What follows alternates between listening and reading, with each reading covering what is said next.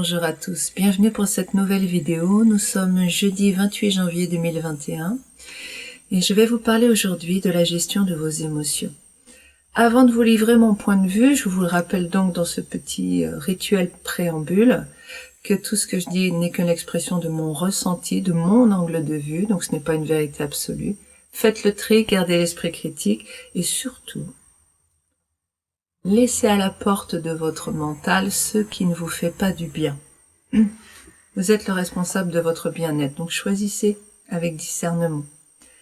Ok, alors, gestion de vos émotions négatives. Déjà, première chose, les émotions, pour moi, sont différentes des sentiments. Nous avons 6 émotions principales, si je me souviens bien. La joie, la tristesse, la colère, la surprise, le dégoût, et peut-être que j'en oublie une. La peur, bien sûr. La peur. La première chose qui est fondamentale, accueillir ces émotions, ça veut dire 2 choses. La première, c'est leur laisser le droit d'être. Et la deuxième chose, c'est être dans la bienveillance envers soi-même. J'ai le droit d'avoir des émotions négatives. Ce sont des conséquences, les émotions. Je vais y revenir un peu plus tard. Deuxième chose, une fois que ces émotions sont là, elles ont besoin d'être libérées. C'est-à-dire que nous avons au niveau énergétique là quelque chose qui vibre négativement. Donc, si je la laisse à l'intérieur de moi, cette vibration négative, elle va entraîner un abaissement de mon taux vibratoire et donc renforcer ma négativité et ma charge négative, celle que je porte en permanence. Pour éviter cela, il va être essentiel que je laisse sortir, c'est-à-dire que j'exprime au lieu d'imprimer.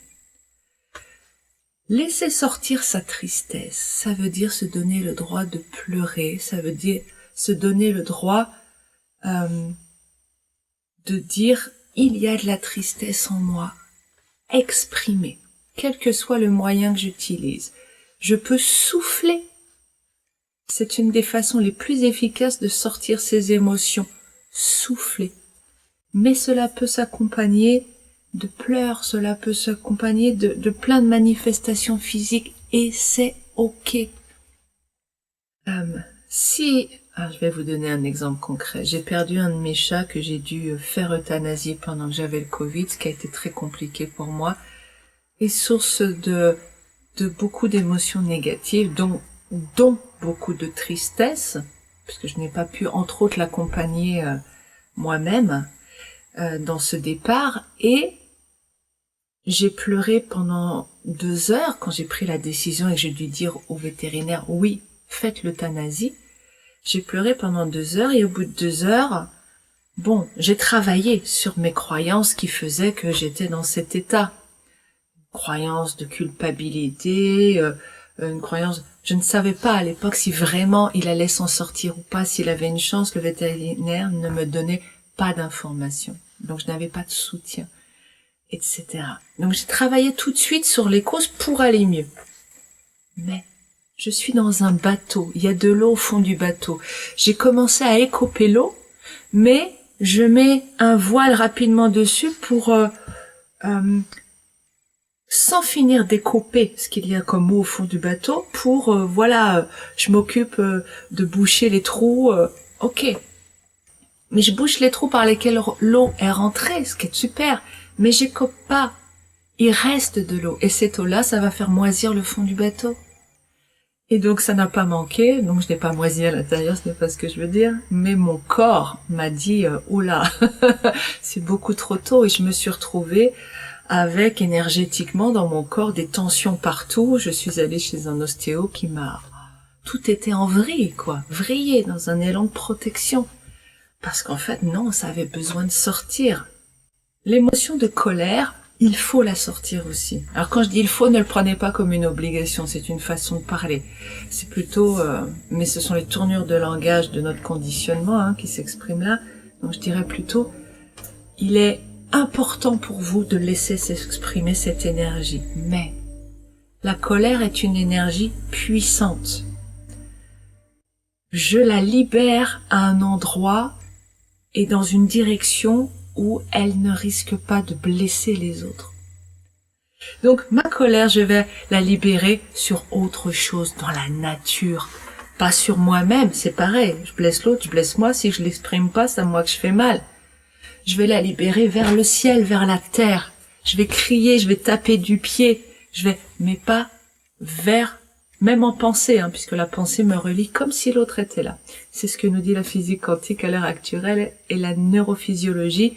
La pensée est l'équivalent de la réalité. C'est ce que j'ai essayé de vous expliquer. J'en reparlerai dans une vidéo plus axée physique quantique. Ok, j'exprime. Donc je crie, je tape des pieds, je prends un oreiller, j'enfouis ma tête dedans. Bon, après il faut que je lave l'oreiller parce qu'il est chargé d'énergie négative, mais ok, je vais dans la nature, je tambourine, enfin voilà. Vous trouvez des moyens d'exprimer, mais vous libérez. Il vaut mieux libérer le lendemain que pas libérer du tout. Parce que ça s'est imprimé. Donc c'est vrai que plus vous libérez rapidement, mieux c'est. Ok. L'énergie de peur, ça c'est compliqué à libérer. Là, plutôt le souffle pour libérer. La peur, j'ai peur, c'est inexact. Il y a de la peur en vous. Il y a de la colère, il y a de la tristesse. Un point important, c'est que les émotions n'ont pas, pour accepter vos émotions, c'est que ces émotions n'ont pas à être justifiées. Parfois, il y a des remontées émotionnelles, d'émotions qui n'ont pas été libérées au bon moment. Et un déclic à l'intérieur fait que tout d'un coup, il y a comme une autorisation interne à libérer cette émotion maintenant. Ok. Bienveillance, acceptation, pas lâcher, pas laisser faire, acceptation. Ok. J'accepte que là, tout d'un coup, j'ai envie de pleurer. Bon, je pleure. En général, cette émotion-là, parce que vous l'accueillez, que vous la libérez, ça va être relativement court. Mais ça peut, si c'est une émotion que vous avez refoulée depuis des années, ça peut prendre des jours. Et c'est ok, c'est une purge. C'est comme le jeûne qui nettoie l'organisme. Libérer l'émotion, c'est vous nettoyer à l'intérieur. Attention à la direction. Donc, pour résumer ce que je viens de dire sur la gestion pragmatique de vos émotions, trouvez une stratégie pour les libérer le plus vite possible. Le souffle aide beaucoup, mais il peut y avoir d'autres manifestations, mais le souffle aide beaucoup. Et je ne souffle pas vers quelqu'un, parce que c'est une énergie négative, je vais souffler vers un endroit qui peut accepter. Un lavabo, un endroit où il y a de l'eau, c'est très bien. L'eau peut aussi vous aider à libérer. Vous passez vos mains sous l'eau froide, surtout le creux des poignets ici, vous mettez sous l'eau froide, si possible glacée, c'est encore mieux, sur mes expériences personnelles. Sous l'eau froide et demandez à l'eau de libérer les énergies stagnantes en vous, ou libérer les émotions négatives en vous. Donc vous demandez à l'eau, voilà, pendant que vous passez les mains sous le robinet, que vous vous lavez les mains, ou simplement vous laissez couler l'eau sur vos poignets, oh, libère-moi des énergies stagnantes, oh, libère-moi des émotions négatives. Et restez un petit peu, quelques secondes. Ok, et si vous soufflez en plus vers l'eau, voilà, elle va nettoyer. Donc si vous pouvez souffler votre énergie négative dans la nature, ou vers les toilettes et vous tirez la chasse, ou vous voyez ce que je veux dire, ou l'eau, ou le robinet, et vous faites couler l'eau pour nettoyer derrière vous, ça laisse une place vibratoirement pure pour la personne qui va vous succéder, par exemple. Ok. Souvent dans les demandes de stage, on me disait oh moi j'aimerais bien apprendre à gérer mes émotions parce qu'elles m'enquiquinent, parce que... Je vais faire bref mais efficace pour finir cette vidéo. Gérer son émotion, souvent ça voulait dire je ne veux pas en avoir. Mais vos émotions sont le tableau de bord de votre être intérieur. C'est-à-dire que chaque fois que vous avez une émotion négative, c'est comme le tableau de bord de votre voiture avec un voyant qui s'allume. Voyant colère, voyant peur, voyant surprise, voyant joie, etc. Toutes vos émotions sont là, des boutons de différentes couleurs. Il ne vous viendrait pas à l'idée de demander à un garagiste de déconnecter tous vos voyants pour ne plus avoir de voyants qui vous blessent l'œil ou qui clignotent et ça vous agace. Non, parce ces voyants ont un rôle informationnel. T'as un problème dans ta voiture. Eh bien, c'est exactement la même chose pour nous par rapport à notre être intérieur. Un voyant d'émotions négatives qui s'allume est en train de dire « Là, ma cocotte, dans ta tête, il y a quelque chose à nettoyer. » Première étape, donc, je libère mon énergie, celle du voyant, mais qui circule en moi, que j'ai besoin de sortir, d'exprimer. Deuxième étape, une fois que c'est fait, que cette émotion s'est dissipée, je regarde la croyance qui est à l'origine de cette émotion. Donc, pour conclure cette vidéo, gérer ses émotions, ça veut dire 3 choses. Premièrement, les accepter. Elles sont là. Elles ont leur raison d'être. Deuxième chose, les laisser nous traverser, c'est-à-dire ressortir de l'autre côté, s'exprimer. Troisième chose, les prendre pour ce qu'elles sont, c'est-à-dire des voyants, nous expliquant que là nous avons un problème avec nous-mêmes, avec notre intérieur, notre machine intérieure, notre machine mentale, qui est en train d'utiliser un circuit qui n'est pas bon pour nous. Et là, on a besoin de nettoyer ce circuit. Donc, faut-il supprimer nos émotions négatives? Surtout pas. Surtout pas. Elles sont nécessaires à notre clairvoyance. J'ai fini ma vidéo et puis en fait, je suis revenue parce que une information est arrivée sur le chemin qui me menait à chez moi, parce que là, je suis dans mon atelier, et que je voudrais vraiment vous partager, qui me paraît très très importante. L'émotion est une énergie. Cette énergie, nous sommes en constant mouvement d'énergie à l'intérieur de nous, en fait.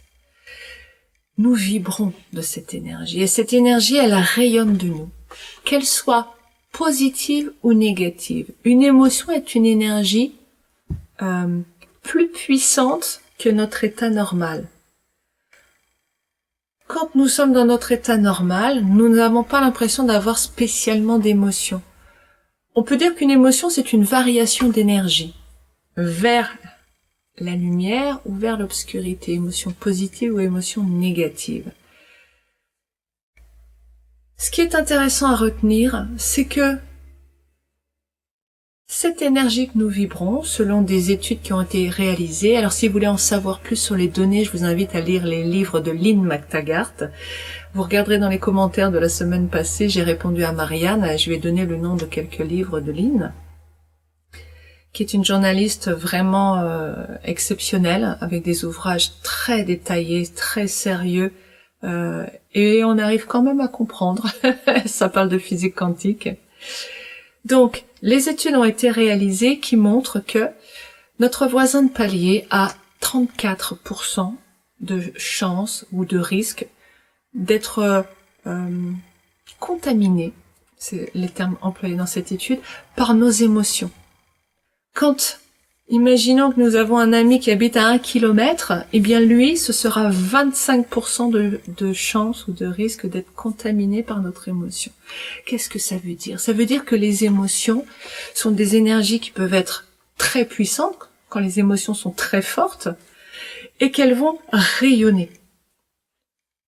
Il est bien évident que si j'émets des émotions positives, je rayonne et j'impacte autour de moi le monde qui m'entoure par mes émotions positives. Comment pouvons-nous aider l'univers, aider le monde, aider les gens sur cette terre, aider cette terre, et bien en étant heureux, en rayonnant d'émotions de joie, de plaisir, d'amour. Ces émotions-là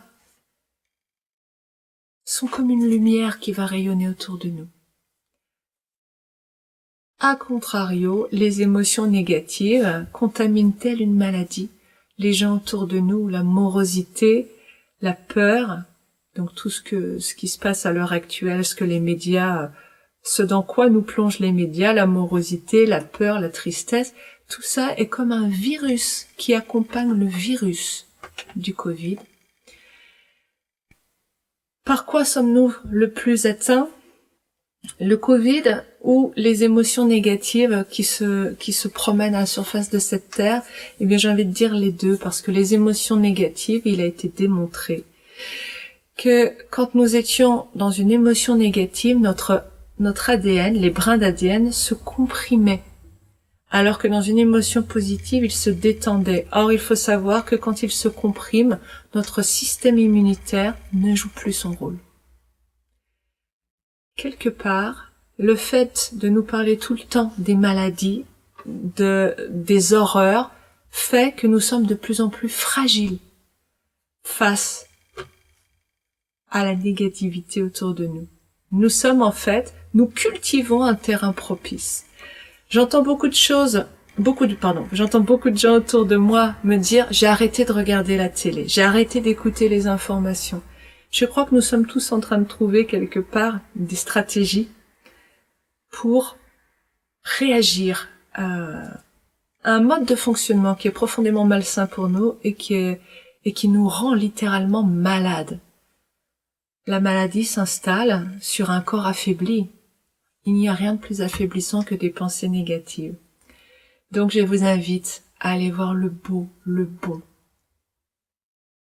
Est-ce qu'on va sortir de tout ça? Mais bien sûr qu'on va s'en sortir. Bien sûr. Là, à l'heure actuelle où vous me regardez, tout va bien, n'est-ce pas? Peut-être que c'est une magnifique occasion, tout ce que nous vivons, pour nous recentrer sur là tout de suite, l'instant présent. Eh ben, je suis pas encore morte. Et je respire. Et ok. Eh ben voilà, je suis là. Et je peux encore kiffer un peu plus ma vie. Parce que je sais pas quand je vais partir. On ne le sait jamais. Est-ce qu'on peut profiter de cette location de vacances? Nous avons loué ce corps pour des vacances d'une durée déterminée par le loueur. Mais nous, on ne sait pas. Peut-être qu'au fond de nous, si. Peut-être que notre être profond le sait parfaitement. Mais voilà, la personnalité ne le sait pas. Ok. Passons de belles vacances. Profitons de chaque instant. On est là.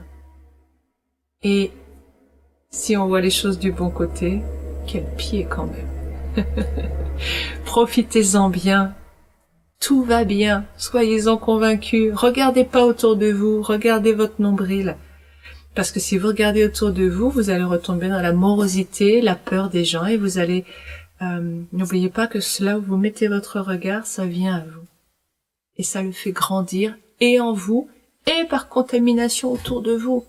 Donc, mes chers amis, nous avons tous une mission si nous voulons quelque part aider, parce que c'est au fond de nous-mêmes, nous sommes tous dans la bienveillance, l'entraide,